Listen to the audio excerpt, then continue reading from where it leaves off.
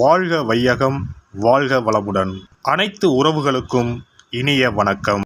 அனைவருக்கும் இனிய தமிழ் புத்தாண்டு நல்வாழ்த்துக்கள். ஒவ்வொரு ஆண்டும் புத்தாண்டு பிறக்கும் சமயத்தில் எல்லோருமே எதிர்பார்ப்பது இந்த ஆண்டிலாவது நல்லவை நடக்குமா என்பதையெல்லாம் தெரிந்து கொள்ளத்தான். அதற்கு முக்கியமான காரணம் கடந்த ஆண்டில் சந்தித்த பிரச்சனைகள் தீரணும், புத்தாண்டில் புது வசந்த வாழ்க்கை பிறக்கணும் என்ற எண்ணம்தான். ஒவ்வொரு வருடமும் பிறக்கும் சமயத்தில் உள்ள கிரக நிலைகள், அந்த வருடத்தில் ஏற்படக்கூடிய கிரக மாற்றங்கள், இதையெல்லாம் கணக்கிட்டு ஒவ்வொரு ராசிக்கும் என்ன மாதிரியான பலாபலன்கள் ஏற்படும் என்பதை கணிக்க முடியும். அந்த வகையில் சுழற்சியாக மீண்டும் மீண்டும் வரும் 60 தமிழ் ஆண்டுகளில் தற்போது பிறக்க இருப்பது 40வது தமிழ் வருடமான பராபவ வருடம். இந்த பராபவ வருடம் 14/4/2026 செவ்வாய்க்கிழமை அன்று கிருஷ்ணபட்சம் துவாதசி திதியில் சதயம் நட்சத்திரத்தில் கும்ப ராசியில் புதன் ஹோரையில் வைத்திருதி நாமயோகத்தில் நேத்திரம் ஜீவனற்ற பஞ்சபட்சியில் மயில் துயில் கொள்ளும் நேரத்தில் புதன் தசை ராகு புத்தியில் பிறக்கின்றது. இந்த தமிழ் புத்தாண்டு மேசராசியில் சந்திர பகவான் 10ஆம் இடத்தில் இருக்கும்போது பிறப்பதால் பல ராசிகளுக்கு அதிகார பொறுப்புகள், தொழிலில் முன்னேற்றம், திடீர் பணவரவு கிடைக்கும். சொந்த வீடு, கார் வாங்கும் யோகம் மற்றும் வருமானம், பதவி உயர்வு கிடைக்கும். கடின உழைப்புக்கு ஏற்ற நல்ல பலன்கள் கிடைக்கும்.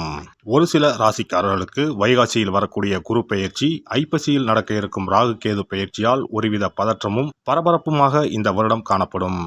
தேவையற்ற கோபம், வேண்டாத தர்க்கம் இதெல்லாம் தலை தூக்கும். புதிய வகை நோய் தொற்றுகளின் தாக்கம் இருக்கும். இதில் கூறப்பட்டிருக்கும் பலன்கள் பொது பலன்களே. அவரவர் ஜாதகத்தில் நடைபெறும் தசாபுத்தியை பொறுத்து நன்மை தீமையான பலன்கள் கூடலாம் அல்லது குறையலாம். பராபவ வருடம் முழுவதும் வாழ்க்கை வசந்தமாக இருக்க அவரவர் குலதெய்வத்தையும் இஷ்ட தெய்வத்தையும் வழிபடுங்கள். அவரவருக்கு உரிய பரிகாரங்களை செய்வதன் மூலம் வாழ்க்கை பசுமையாக இருக்கும். பிறக்கப் போகும் இந்த தமிழ் புத்தாண்டில் உங்கள் வாழ்வில் வளமும் நலமும் செல்வ செழிப்பும் பெற்று வாழ்வின் உயரிய நிலையை அடைய எல்லாம் வல்ல எம்பெருமானை வேண்டி விரும்பி கேட்டுக்கொள்கிறேன்.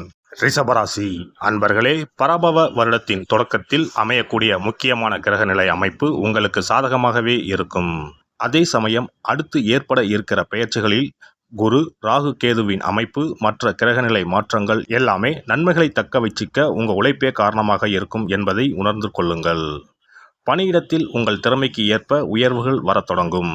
சிலருக்கு பல கால கனவுகள் நனவாகும். அதே சமயத்தில் பொறுப்பு சுமையும் உயரலாம். அதை புலம்பாமல் ஏற்றுக்கொள்ளுங்கள். வேலைகளை பொறுப்புணர்ந்து செய்வது அவசியம். உடன் இருப்போர் குறைகளை பெரிதுபடுத்த வேண்டாம். கனவிலும் பிறரை குறை சொல்வதை தவிர்க்கணும். குடும்பத்தில் குதூகலம் நிறையும். சுபகாரிய தடைகள் நீங்கும். வாரிசுகளுடன் மனம் விட்டு பேசுவது நல்லது. விலகியிருந்த உறவும் நட்பும் திரும்ப வந்து சேரும்.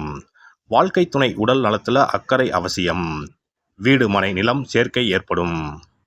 பத்திரங்களை பதிவு செய்யும் போது கவனமாக படித்து பாருங்கள். குடும்ப ரகசியம் எதையும் பொது இடத்தில் பேசுறது கூடாது. விலை உயர்ந்த பொருட்களை பத்திரமாக வைத்துக் கொள்ளவும். செய்யும் தொழிலில் செழிப்பு ஏற்படும். எந்த சமயத்திலும் சட்டத்திற்கு புறம்பான வேலைகளை செய்ய வேண்டாம். அயல்நாட்டு வணிகத்தில் மாற்றம் செய்வது ஏற்றம் தரும். ஒப்பந்தங்களை கவனமாக படித்து பாருங்கள். அரசு துறையினருக்கும் அரசியல் சார்ந்தவர்களுக்கும் ஆதரவும் ஆதாயமும் அதிகரிக்கும்.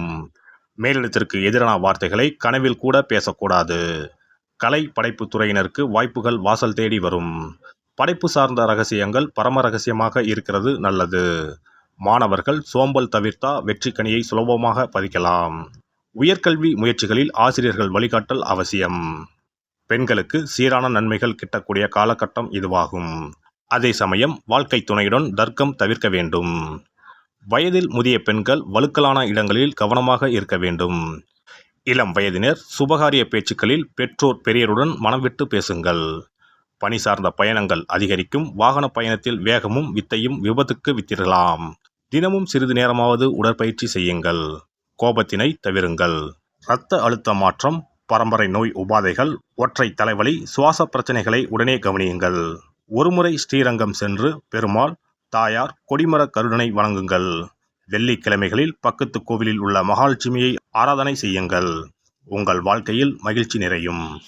தமிழ் புத்தாண்டு சித்திரை முதல் நாளில் ராசிக்கு உரிய தெய்வங்களை வழிபடுவது நற்பலன்களை தரும். சென்னை குன்றத்தூர் முருகன், மதுரை மீனாட்சி அம்மன், திருப்பதி பெருமாள் மற்றும் பழனி முருகன் போன்ற பிரசித்தி பெற்ற கோயில்களுக்கு சென்று சிறப்பு அபிஷேக அலங்கார வழிபாடுகளில் கலந்து கொண்டு புத்தாண்டு சிறக்க வழிபடலாம். ராசி வாரியாக வழிபட வேண்டிய தெய்வங்கள். மேசராசி முருகன், விநாயகர். ரிஷபராசி லட்சுமி பெருமாள், மிதுன ராசி மீனாட்சி அம்மன் பெருமாள், கடகராசி அம்பாள் சிவன், சிம்ம ராசி சூரியனார் சிவபெருமான், கன்னி ராசி மகாலட்சுமி பெருமாள், துலாம் ராசி மகாலட்சுமி திருப்பதி பெருமாள், விருச்சிக ராசி பழனி முருகன், தனுசு ராசி தட்சிணாமூர்த்தி, மகர ராசி சனி பகவான் ஐயப்பன், கும்பராசி சனி பகவான் சிவபெருமான், மீனராசி குரு பகவான் பெருமாள். சிறப்பு வழிபாடு தலங்கள் மதுரை மீனாட்சி அம்மன் திருக்கோவில், பழனி தண்டாயுதபாணி திருக்கோவில், திருவண்ணாமலை அண்ணாமலையார் திருக்கோவில், ஸ்ரீரங்கம் ரங்கநாதர் திருக்கோவில். உங்கள் ராசிக்குரிய தலங்களில் சித்திரை முதல் நாளில் நடைபெறும் சிறப்பு அபிஷேகங்கள், அலங்காரங்கள் மற்றும் பஞ்சாங்கம் வாசித்தல் நிகழ்ச்சிகளில் கலந்து கொள்வது சிறந்தது. சிறப்பு தொகுப்பு. கடன் பிரச்சனைகள் தீர, வராத பணம் கைக்கு வந்து சேர கோதுமை மாவு உருண்டை வன்னிக்குச்சி பரிகாரம். கோதுமை மாவு கொஞ்சம் எடுத்துக்கொள்ளுங்கள். அதில் நீர் சேர்த்து சப்பாத்தி இடுவதற்கு முன் உருட்டுவதைப் போல் உருண்டையாக உருட்டி கொள்ளுங்கள். 7 அல்லது 14 உருண்டைகளாக செய்து கொள்வது நல்லது. வன்னி மரக்குச்சி அல்லது மாதுளை மரக்குச்சி ஒன்றை எடுத்துக்கொள்ளுங்கள். பொதுவாகவே வன்னி மரம் சக்தி வாய்ந்தது.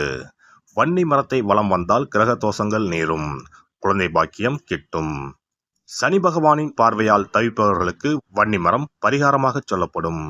அதிலும் வன்னி மரத்தின் அடியில் விநாயகர் இருந்தால் கூடுதல் மகிமை. வன்னி மரத்தை தரிசித்தாலும் வலம் வந்தாலும் நற்பலன்கள் கூடும்.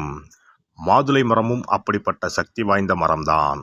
மாதுளை முத்துக்களால் முருகப்பெருமானுக்கு அபிஷேகம் செய்தால் கடன் சுமை குறையும் என்பார்கள். எனவே இவ்விரு குச்சிகளில் ஏதேனும் ஒன்றை எடுத்துக்கொள்ளுங்கள். குங்குமத்தில் கொஞ்சம் நீர் விட்டு கரைத்து கொள்ளுங்கள்.